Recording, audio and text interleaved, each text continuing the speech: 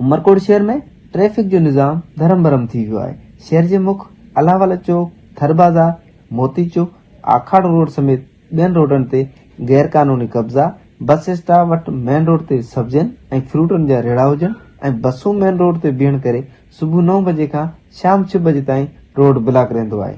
जॾहिं त थर बाज़ार में लांगचिचिस, जीपनि ऐं कारनि जा गैर कानूनी अॾा क़ाइमु हुजण करे रोड हर वक़्तु ब्लॉक रहंदो आहे।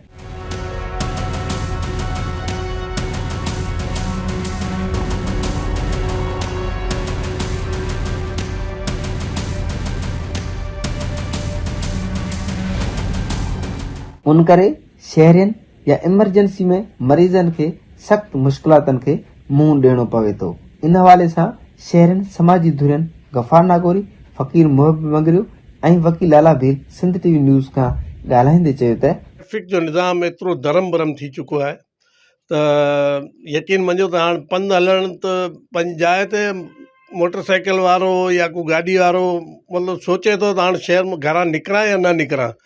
असां ॾिसूं था ही मदीना मस्जिद रोड जेको आहे या ही बस स्टॉप रोड आहे जेको छोर रोड वञे पियो, या थर बाज़ार में गाॾियूं बीठियूं आहिनि ऐं जंहिं टाइम उतां गुज़रो त जहिड़ो अफ़रा तफ़री लॻी पई आहे।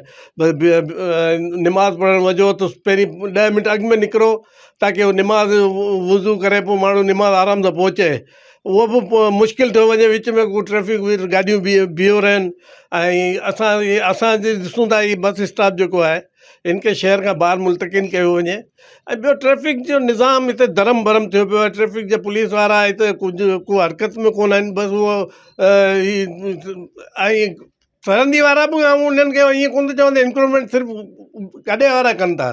हिते त असीं ॾिसूं था असां जहिड़ा सेठ जेके आहिनि न, असां पैसे वारा जेके आहिनि उहे बि थला जेको आहिनि 10 फुट दुकान खां अॻिते ठाहिण लाइ मतिलबु उन्हनि जे लाइ पाबंदी कोन्हे को। हू ख़ुशि थियनि था त असांजो दबदबो आहे, असां जेको आहे दुकाननि जो इंक्रोचमेंट थिए पई। आम माण्हू जे लाइ रस्ता रोक त थी वई आहे। इहो केॾो मतिलबु हिकिड़ो ज़ुल्म आहे। हिकिड़ो उमरकोट में त तमामु निज़ाम हींअर तमामु एतिरो ख़राबु थी चुको आहे जो चवण खां ॿाहिरि आहे। ॾिसो, अमरकोट में ट्रैफिक जी सूरत हाल इहा आहे जो अमरकोट जी अस्पताल सिविल हॉस्पिटल जेका आहे उहा आहे हिन छेड़े ते ऐं समूरी आबादी आहे हिन छेड़े ते। विच में असांजो सेंटर में शहर आहे ऐं प्राइवेट सेंटर खां जॾहिं माण्हू को मरीज़ खे रेफर कंदा आहिनि सिविल ॾांहुं त पोज़ीशन इहा थींदी आहे सिविल ऐं उनजे विच में 3 किलोमीटर जे पंध में 4 खां 5 कलाक माण्हू खे लॻियो वञनि ऐं मरीज़ मरियो वञे। ऐं एमरजेंसी में का बि असांखे कमु पए थो त असां शहर खां ॿाहिरि निकिरी नथा सघूं। इंतिज़ामिया जेका आहे उन 2 खां 3 हिकिड़ा एहलकार रखिया आहिनि सॼे शहर में। पोइ बस स्टॉप हुजे, अलाह चौक हुजे, मोती चौक हुजे या थर बाज़ार आहे, उन में सूरत हाल इहा आहे जो हिकिड़ो हद खलियूं ऐं ॿियो ट्रैफिक जो ट्रकूं अची ॾींहं जो बि बीहो रहनि, गाॾा बीहो रहनि त शहर आऊं सम्झां थो त समूरो शहर जेका आहे उहा ब्लॉक लॻो पियो आहे। इंतिज़ामिया खे बिलख़ुसूस गुज़ारिश आहे त बराए महिरबानी करे ट्रैफिक एहलकार वधाए, हद खलियूं ख़तमु करे हिन शहर जे माण्हुनि खे हलण ऐं फिरण जो हक़ ॾिनो वञे। हिते उमरकोट में जेको ट्रैफिक जो निज़ाम आहे उहो बिल्कुलु नाकारा थी चुको आहे। हितां तक़रीबन बस स्टैंड खां वेंदे 3 तलवार, अलावाला चौक, मोती चौक हितां गुज़रण लाइ तमामु माण्हुनि खे वॾी ॾुखियाई महसूसु थिए थी। ख़ासि करे आउं इहो चवंदुसि असां वटि दिल्ली जी जेका अस्पताल आहे जेका छोर रोड ते आहे, जेकॾहिं मरीज़ को कुनरी रोड खां अचे थो त उन वीचारे जो विचां थी सघे को डेथ थी वञे। माना अहिड़ी सूरत हाल तमामु ख़राबु आहे।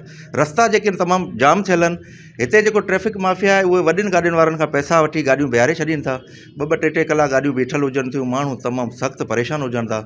असां वस वारनि खे ऐं इंतिज़ामिया खे अपील था करियूं ऐं वार्निंग बि ॾियूं था, जेकॾहिं 1 हफ़्ते खनि में हिन मैटर खे हल न कयो वियो त असां बाक़ाइदे कोर्ट वेंदासीं ऐं पोइ जेके कानूनी मसइला थींदा उन्हनि खे त वरी तव्हांखे मुंहुं ॾियणो पवंदो। जॾहिं त अमरकोट जे शहरनि मुतालबो कंदे चयो आहे त अमरकोट जे बस स्टॉप खे शहर खां ॿाहिरि शिफ्ट कयो वञे ऐं शहर में गैर कानूनी रोड जे विच में बीठल रेड़नि खे हटाए शहरनि खे ट्रैफिक जे अज़ाब खां बचाए वञे। Madan Gopal, Sindh TV news, Umarkot.